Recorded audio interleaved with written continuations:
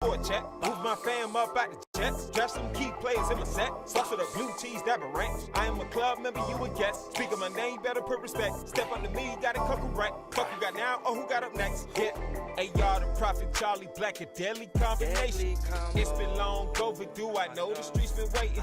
Which takes a lot of patience, cause you never rush great. This was for the record, but going down history in the making.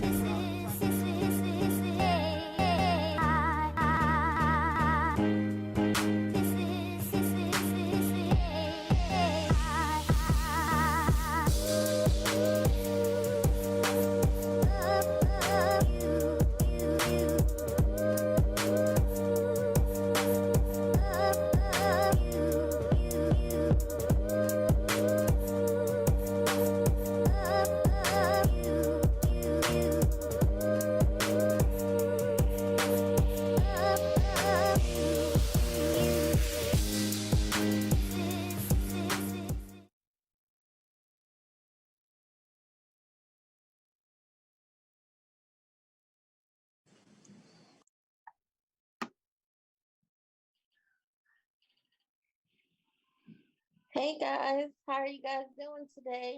Hello there. You on this Monday. Thank you. So today is Monday, June 8th, and we have a lot of stuff to talk to you about. June is Black Music Month, so we're going to talk about that. But we would be remiss if we didn't start talking about the things that are currently going on in the country right now. So we want to talk about that, and we want to talk about music. And we have a sweet addition to our show today, AR the Prophet. And I'm going to let Mia tell you something great about him, you guys. So if you don't already know about AR the Prophet, he is a king for one. Let's start there. He's a king for one. He is a sickle cell warrior. He is an advocate for not just sickle cell, but also cannabis.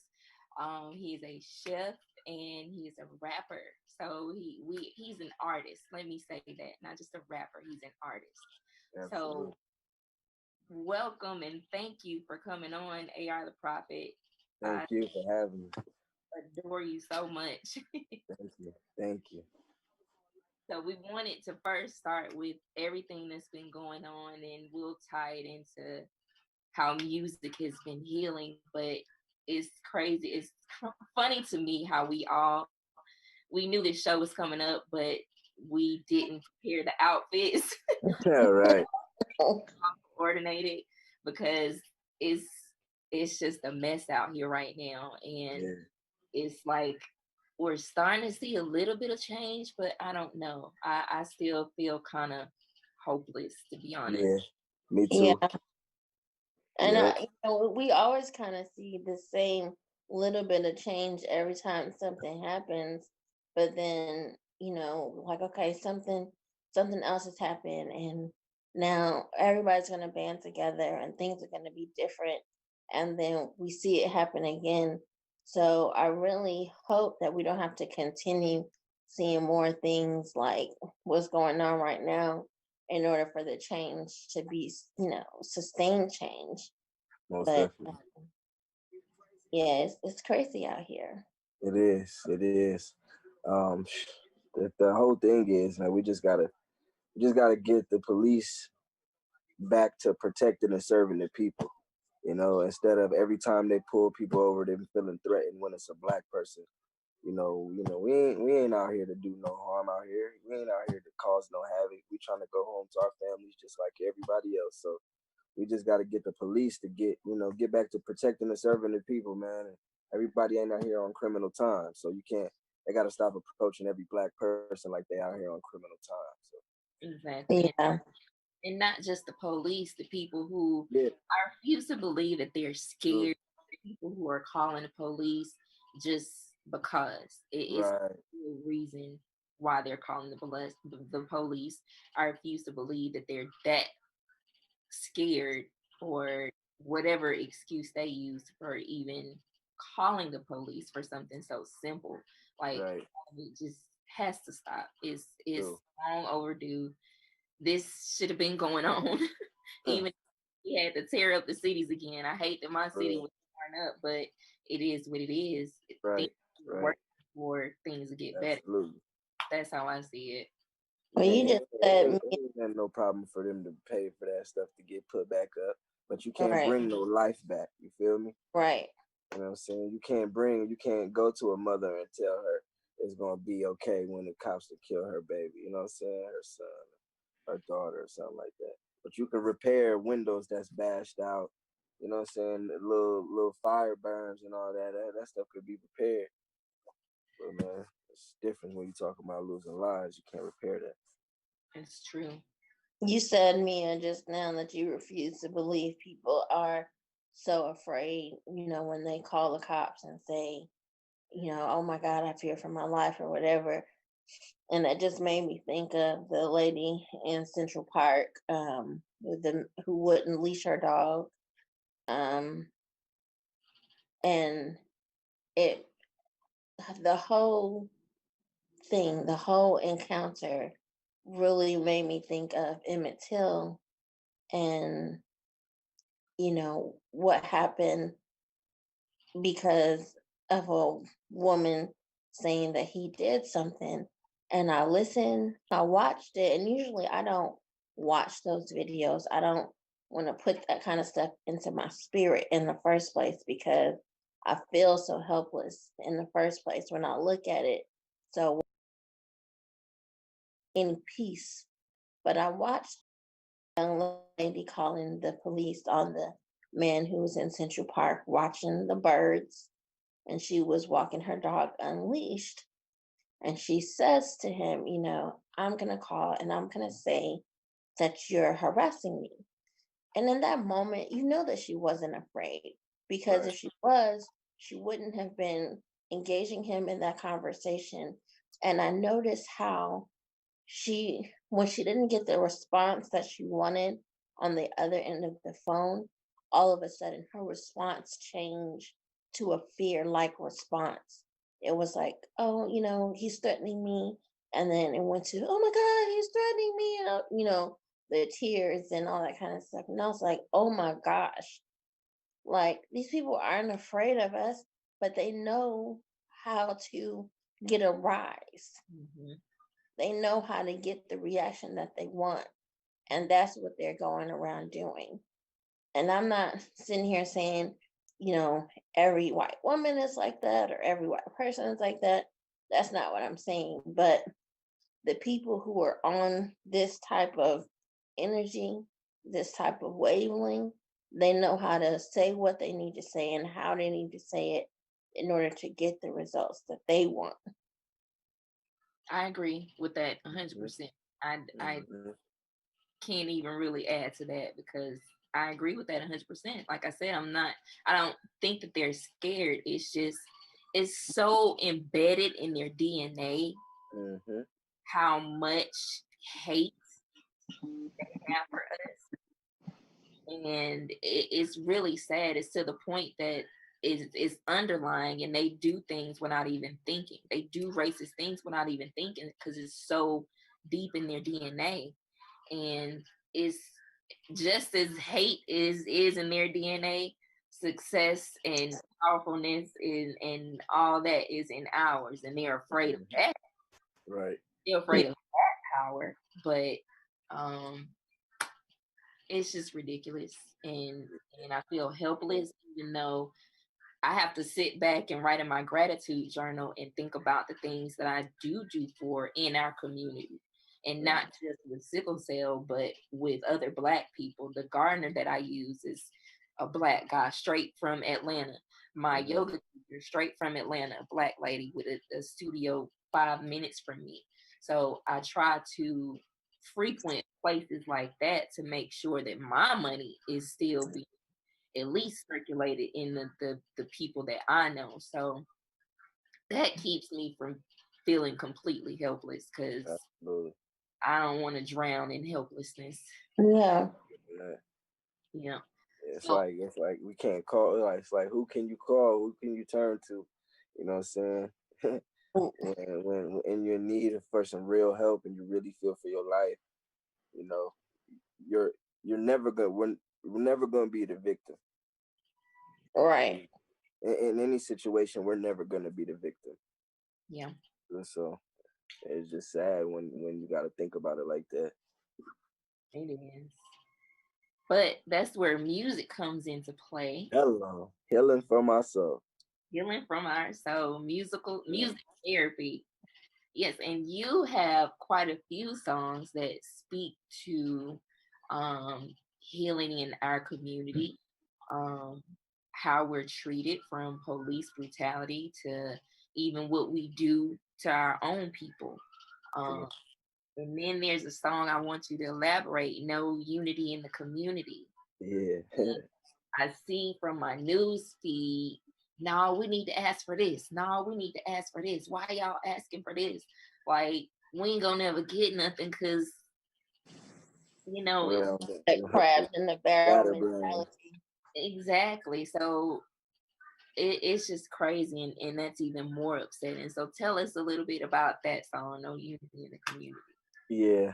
So I wrote that song. So that song was about 10 to 11 years old, and what I was really feeling at the time. See, because this didn't have nothing really to do with the sickle cell community. It was basically like the people that I grew up in my neighborhood with. You know what I'm saying? Like I always felt like everybody from the family to the friends to just as a community, period, there was no type of unity. Everybody would like people would steal from the people that lived next door to them. You know what I'm saying? Like just small, just dumb stuff. Like I always felt like, and when I say I got a verse on there, when I said, well, I kind of explained how I asked a guy I asked one of the homies to, support my music, and he didn't support it. But then 10 minutes later, I see him going to buy some weed. You know what I'm saying? So he spent $20 on a high that's gonna last for an hour, when he could have spent, $10 with this music that's gonna last for a lifetime. And that's the type of stuff that I just be saying. Like people don't support. There's no type of support. There's no unity. There's no communication, and we do all this to ourselves. So when it came to now, that's why I dropped that album right from '08, because like everything that I said, and that's why I call myself AR the Prophet, because everything that I've said has manifested. You know what I'm saying? Like everything that I speak is even relevant to this day. So that song written 10, 11 years ago is still relevant to right now, even with us dealing with a community of with sickle cell. You know what I'm saying? There's no unity in our community with sickle cell either. You know what I'm saying? But like I said, but I feel like I'm a rise because I'm a soldier. You know what I'm saying? And that's how you got to be, man. You got to just have the soldier mentality that even though there's no type of unity, that you still gonna be able to, stand on your own 2 feet and do what you need to do as an individual, with or without a community. So that's what I'm big on, making sure I advocate for myself, because I always feel like with or without sickle cell, you know what I'm saying, with or without a sickle cell community, I still have sickle cell. So I still got to advocate for myself. I still got to let people know how I feel, how I'm living. Like I still got to educate my community, my people, my family. And that's where it starts. I feel like if we can get our people in tune with what's going on, how we feel, what affects us, we can all have a better understanding on how we can help each other instead of, tearing each other down and stressing each other out. Like like I told, like I had spoke about recently, you know, our parents naturally, they don't know sickle cell, and the people around us naturally, like our friends, they don't know sickle cell. So it's like when they see us in the hospital again, they be like, dang, instead of wishing us well, giving us some encouraging words, they like, dang, you in there again, didn't you just leave? Mm-hmm.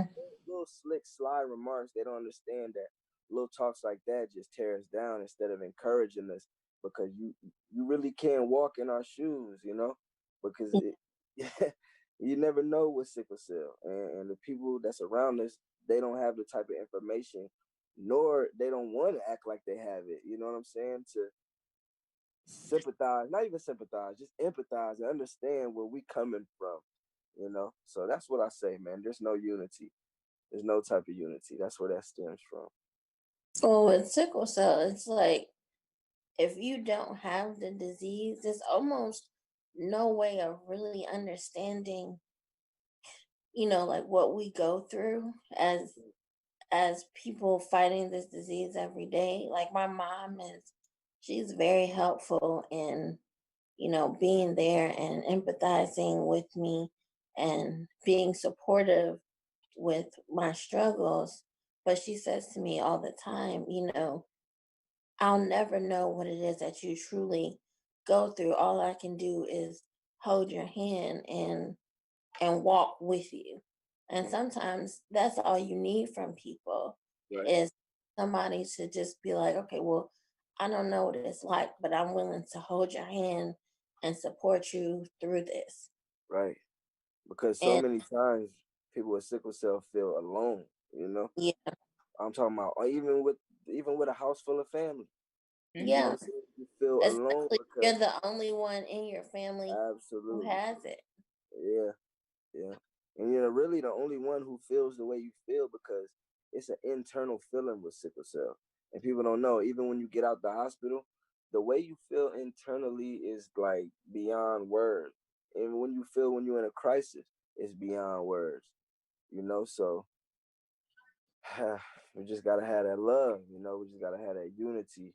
And I just wanted to address and let people know that that was not what I was experiencing in my communities. No type of unity, and we got to do better. Got to do better. You said So go really ahead. you said something else really important about being your own advocate. Me and Jennifer talk about that all the time because you are your first advocate. Right. I'm in the when I am admitted into the hospital, I might be in a lot of pain, but I'm also educating the nurses. Mm-hmm.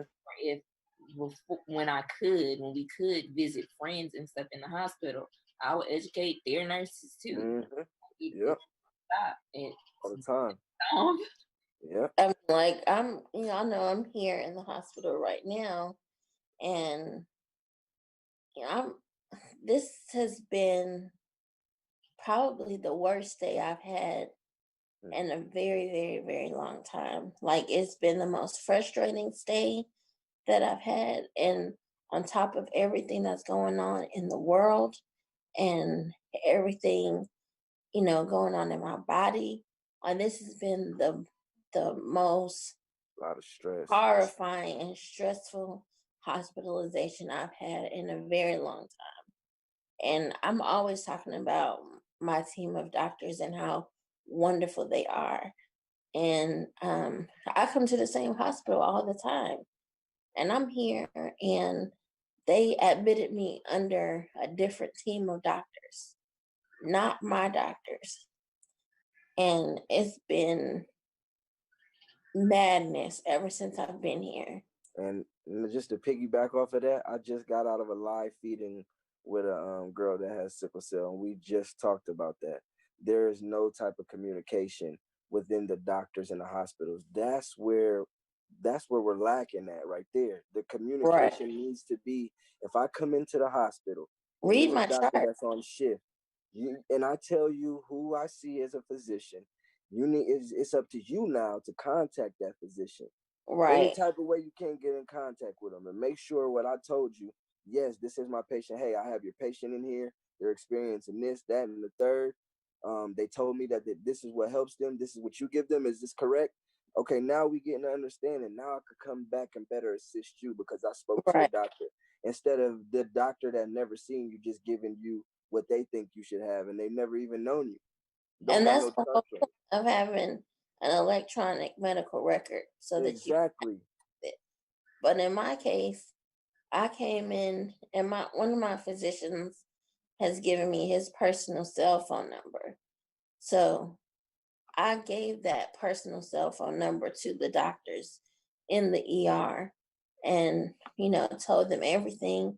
And they were like, oh, okay, no problem. We got it.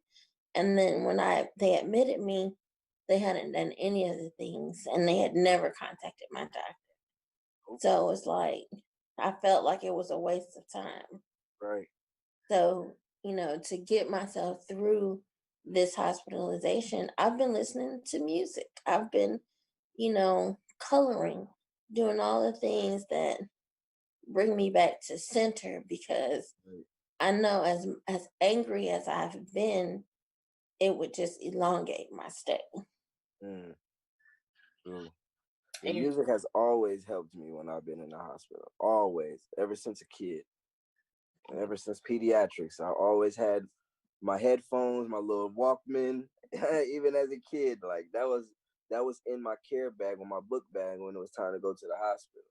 One guy, oh my, I forgot my drawers, my toothbrush, and everything, but I got that music with me. I got that MP3 player, you know. It's Music is such a huge way of getting through what we deal with sickle cell. Not just a sickle cell, just period in life, as a therapeutic function. I yeah, agree. It's just something that helps us. It helps you remember things that are good. It brings back bad memories too, but it takes you to different moments where you were in a different atmosphere, and you can pull on those things. Absolutely. So I with all of the music that you've written, do you have a favorite song of yours? I got a lot of favorites. um, one specific favorite. Uh, I get asked this quite often, and I could never like fully just pull one out of the category. So right now, I probably have to say, um, my favorite right now is "Writing Down My Wrongs," Fourth of Jew, Volume 2. "Writing Down My Wrongs," and that's from this album right here, Fourth of Jew, Volume 2. This was dropped last year, July. Um, Okay. in memory of my Why is brother. that your favorite right now? Why is that my favorite right now? Yeah. Because like it's really like a recap of where I was at in my life to where I'm at now, and the whole song is like me writing down my wrongs, and that's how I'm at to where I'm at right now. You know, um, I've had to learn from every single thing that I went through. And being having sickle cell, everything is trial and error because it's like you're the only one in your household with it. So, usually everything you deal with, you got to go through it and learn it on your own. So that's where the song basically came from, writing down my wrongs. And the song is just like, um, body needs sleep, but my brain on go. Until I get it right, the hospital is my home. Shed so many tears due to shit I can't control. Until I get it right, I'll be writing down my wrongs. And that's just real though. Like, my body needs sleep, but my brain is on go. And that's usually the reason why we always in the hospital because, True.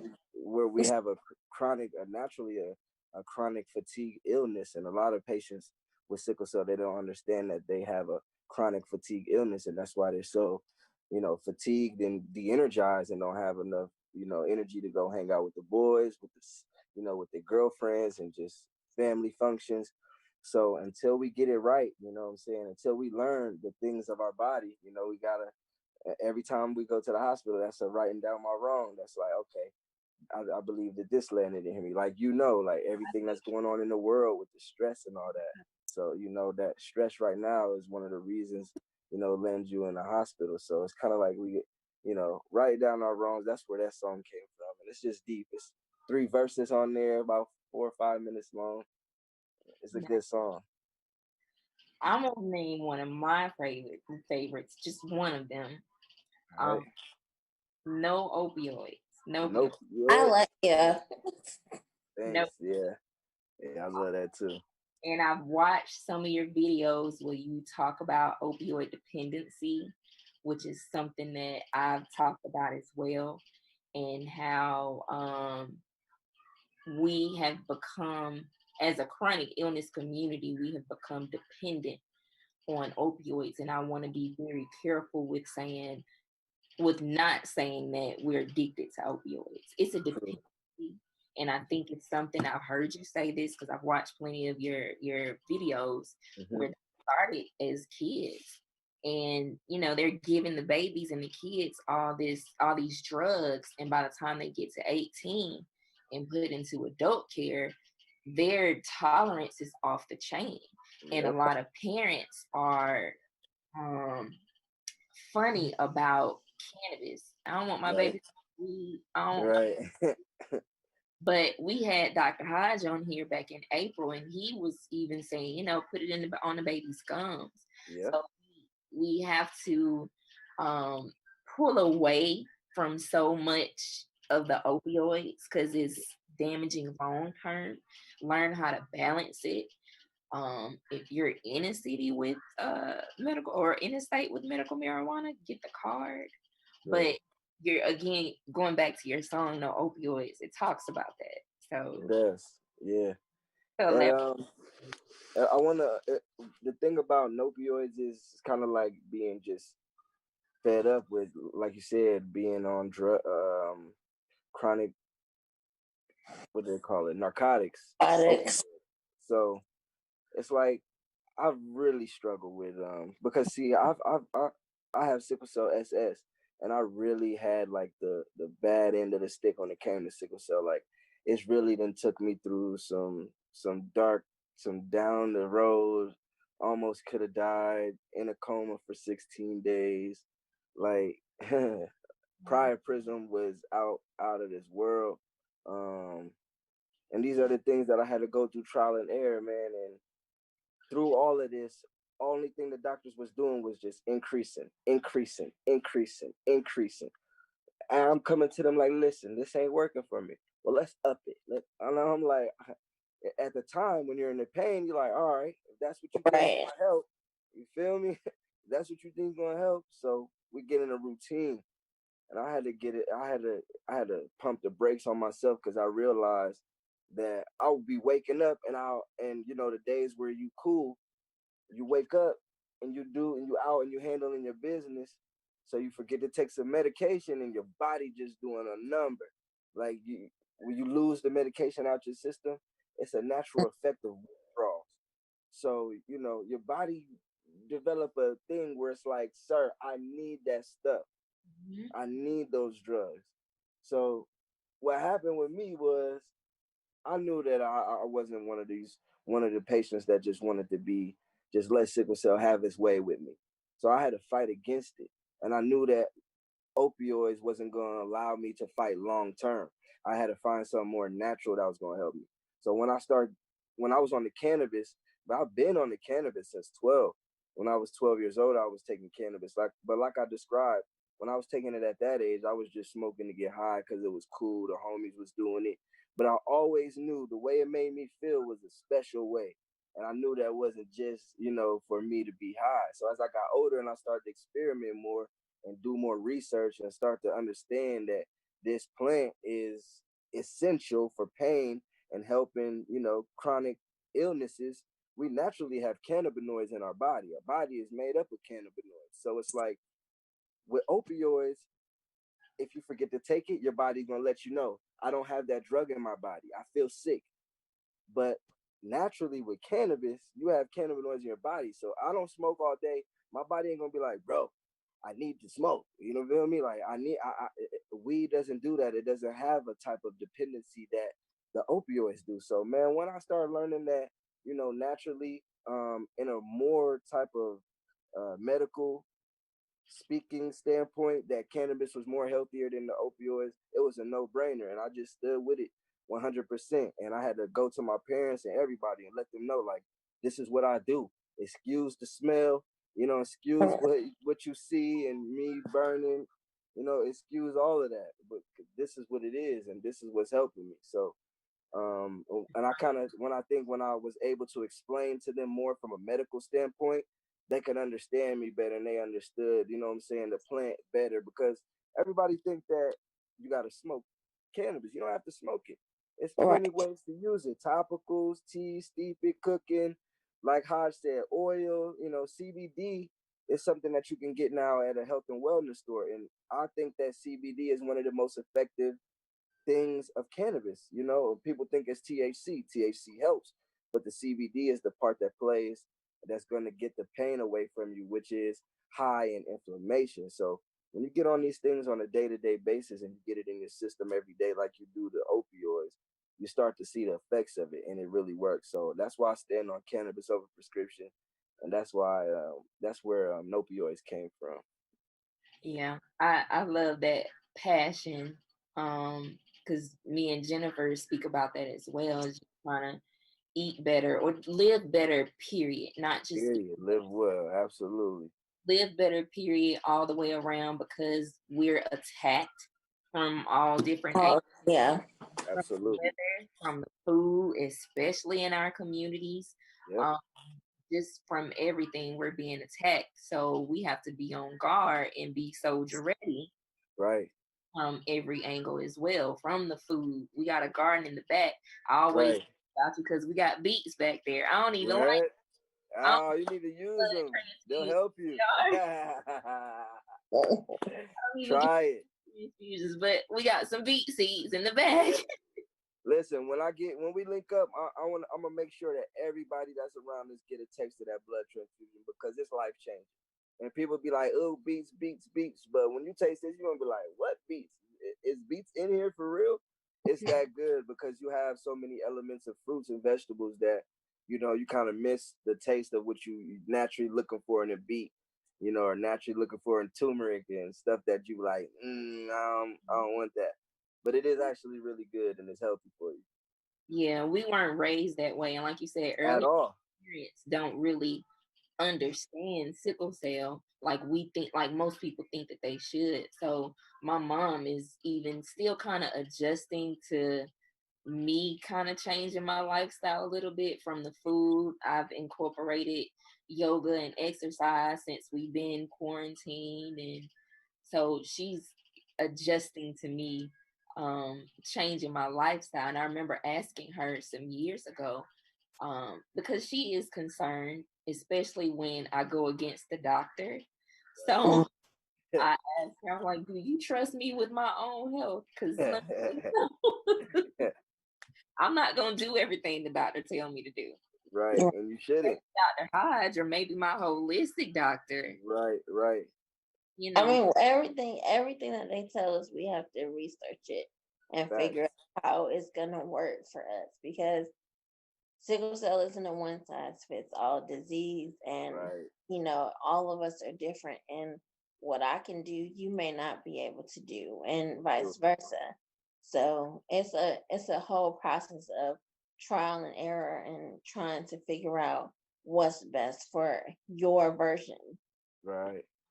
And that's why I be trying to tell people about the natural herbs because it really worked for me. Like it really, I see the difference in my health, my skin, my energy, everything. And the thing is, you just got to start small.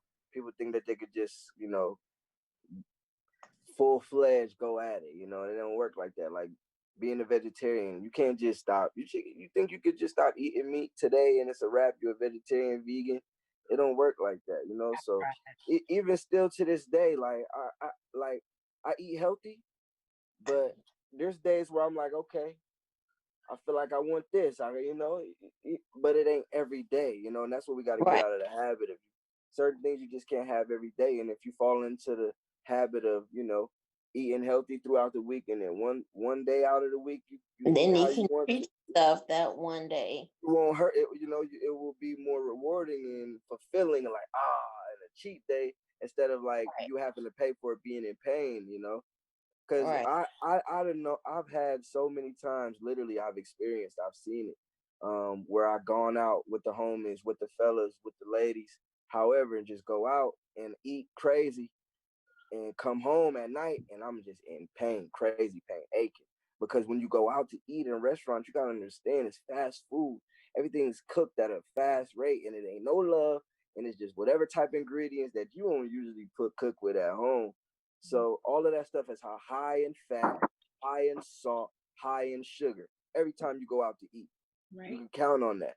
And with sickle cell, you can't have that type of stuff because it's going to create pain at nighttime. And that's where most of the pain crisis happen at nighttime when you settled in your rest and you fully rest and the blood can't, travel like it needs to because you have fully sugar, fully salt in your bloodstreams and it's not really, circulating how it's supposed to. Them So 10 that's why the herbs, man, help a lot. But just take it easy with them and micro dose, and it would definitely work for you. You'll see a difference in your life. Yeah, and cut back on the 10-piece wing and fries, right? Yeah, yeah. And here's another thing: if you want the 10-piece wing and fry, cook it yourself. Get you an air fryer. The best thing I've invested in is an air fryer. Man, that air fryer is the best thing since I'm sliced bread. telling you, like you can still get your 10-piece wing on right in the air fryer. Got my fries. They're gonna go in there after the wings. And look here, your best taste when your best taste do it. It's that. Right. My my niece made some flaming hot Cheeto chicken Oh man, I seen tutorials on that. in the air How fryer. was it? It wasn't bad. Yeah, It wasn't bad. I thought it was just gonna be trash, but it wasn't bad. that's what's So up. It's kind of like a shake and bake Coke. kind of, yeah, yeah. Yeah, She put it in the that's air what's fryer. up. So Black yeah, people, I'm telling you, boy, we could create some stuff, boy. That's so funny. Between my air fryer and my instant pot, I'm Yeah, like, that's how you know you're like an adult for real. You so get I'm excited telling you. about kitchen appliances. Yeah, yeah. Be going and look for them stuff, buying them, and be happy about right. Then go it. get You it better cook. from the grocery store, right? Yeah, got my juicer, got my blender. We in the kitchen with it. Right. Yeah. So, are you? I want to go into your songs with messages of hope. We have a lot of songs in our history that bring us hope. Spotify has an entire Black empowerment playlist, Right. and it goes to Mark what's going on, and Nina Simone and Billie Holiday's Strange Fruit. But there's Mm-hmm. also songs on there for inspiration and hope. I can't believe I'm drawing a blank, but there was a song produced by Quincy Jones, and it had every male artist you can think of in this song. We Are But the I can't. World. The world. No, oh my God, it's not that one. It has Gerald Levert, Tevin Campbell. It's not. I what know you're which one you're talking about. I know which one you're talking about. But now, because we're It trying to was figure all in out the the name, studio. so they Yeah, did a performance at like Yeah, I know what you're talking about. yeah. yeah. So that song, that came on when I was listening to this playlist. But anyway, yeah, let's talk about your songs of inspiration and hope. I wrote down a couple of them. I Want You to Succeed. I love that one. Yeah. Thank you. And Back Against the Wall. Yeah. I love both of those because, like I said, it just motivates us and keep our heads high because it's just so much going on. Even if none of this right now was going on, it's going on Right. those doors, but just from dealing with stress on an individual level, it just give us so much inspiration and hope. So Thank you. about those a little bit. Absolutely. I'm gonna start off by saying, like I always tell people, like people with sickle cell, we fight in a double fight. What you see going on in the world from a regular human's perspective, that's just one thing that's going on in the world for them. Bro, we gotta fight with our bodies, with the sickness.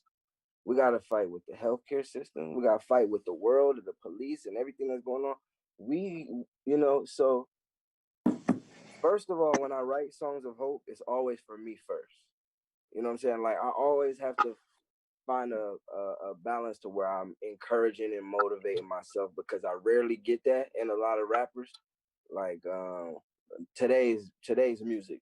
Like I get more of that from the gospel when I listen to the gospel songs, and you know what I'm saying, when I dig into the culture reggae, I get that inspiration. But as far as hip hop and rap, you don't really hear that no more. And so when I write, I kind of want to write to myself. And when I did I Want You to Succeed, it was me talking to me, but it kind of fit in to the hook started with me talking to myself, telling myself I want myself to succeed. And then I kind of like filled it in with, women. I want you to succeed, my sister. I want you to succeed, my brother, because I have brothers and sisters. So no matter what they say, man, you're gonna have people in your life that's gonna say plenty things, that's gonna be contrary to what you believe and what you want to do and what your vision is for life.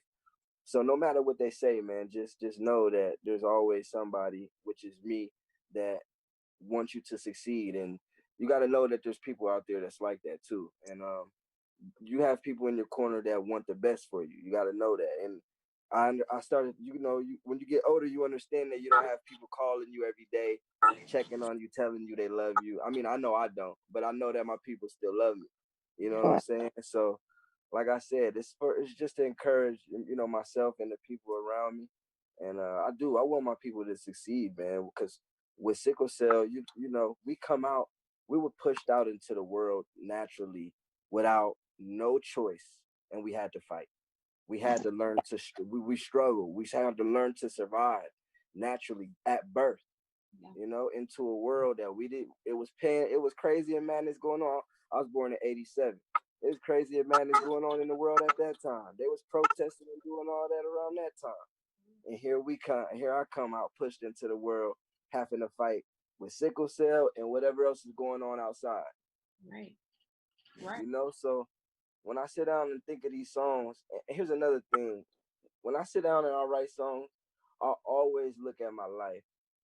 Then I look at what's going on outside, and then I kind of want to incorporate that. And then I always ask the Lord, like, give me these words to say to myself, to the people, what they need to hear.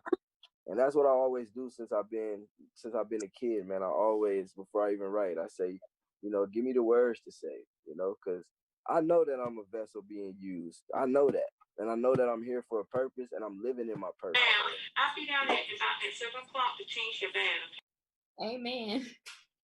I also hear that in your music too, your faith, and you talk about it a lot. And a lot of people are a lot of artists are you either gonna rap or you either gonna do Christian gospel. Right. I battle with that a lot with people when I was coming up. I'm in my lane. Right, and there are some crossover people like Lecrae, and I just another one, Sir the Baptist, I've been banging him lately. Mm-hmm. So there are a few artists that have that faith in their music and really talk about it from a standpoint, a universal standpoint. Right. Just a Christian or a Muslim or whatever Jewish, not just from a specific religion standpoint, but from a universal standpoint. So I love that you have. I love that too. Well, thank you. I think it's important because we all just people, and every religion is what was casted upon us. We had to choose our faith. You know what I'm saying? So, but before we had to choose our faith, we was a people. We're people. You know what I'm saying? So, still, God is love, and that's point blank. Period. So if you got any type of love in you, Christ, love, God. It don't matter if you call him Allah, Buddha. It don't matter what you call him. God is God, and love is love. So I just be trying to make sure that people understand that I am a man of faith, and I never seen his face, and I don't know who he is, but I know that Jesus Christ died for my sins, and he arose on the third day, and that's what I believe. All right. Yes. Amen. Jennifer, did you have any more questions before I tell him my story? Well, I was just gonna say that to piggyback off of what you said, I just like the fact that we can't just put you in a box. Not your music, not you. Like, you represent something that has transcended just the four little walls that people try to pin people in. So I see that within you, and I just honor that within you. Thank you so much. It means a lot. Absolutely.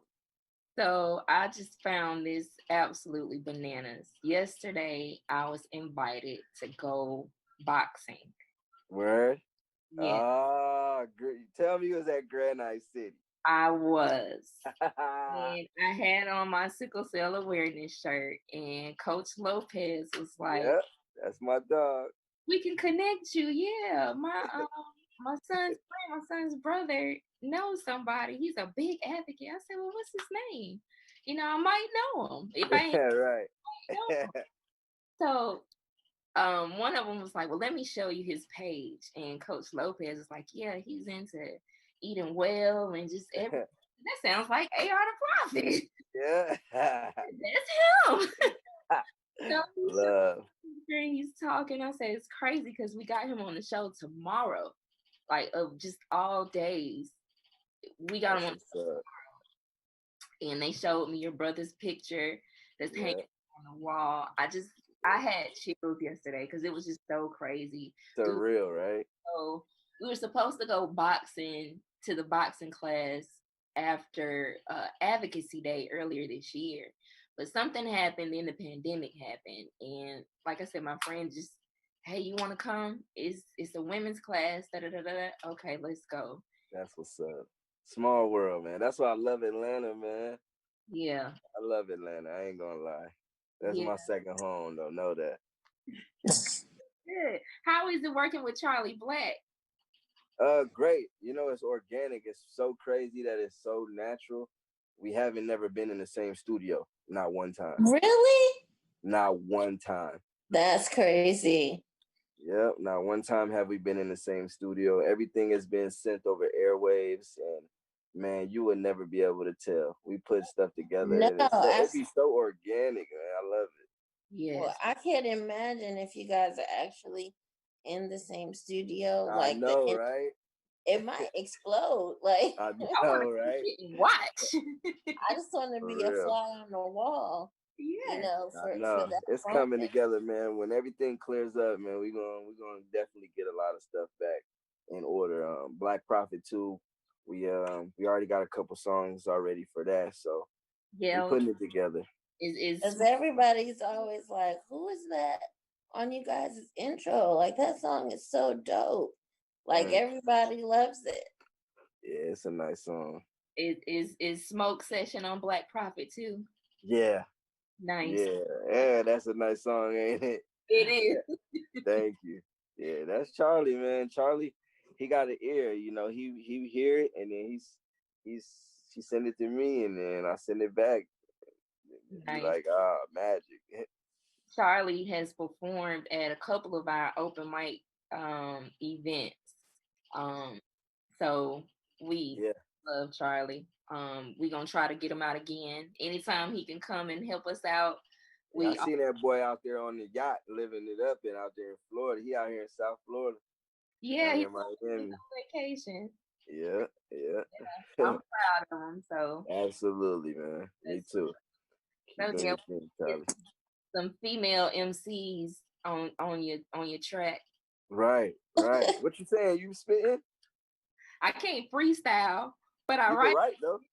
All right, well, we can make it happen. Let's do it. Look, and let me get on with some ad libs. Right. All right.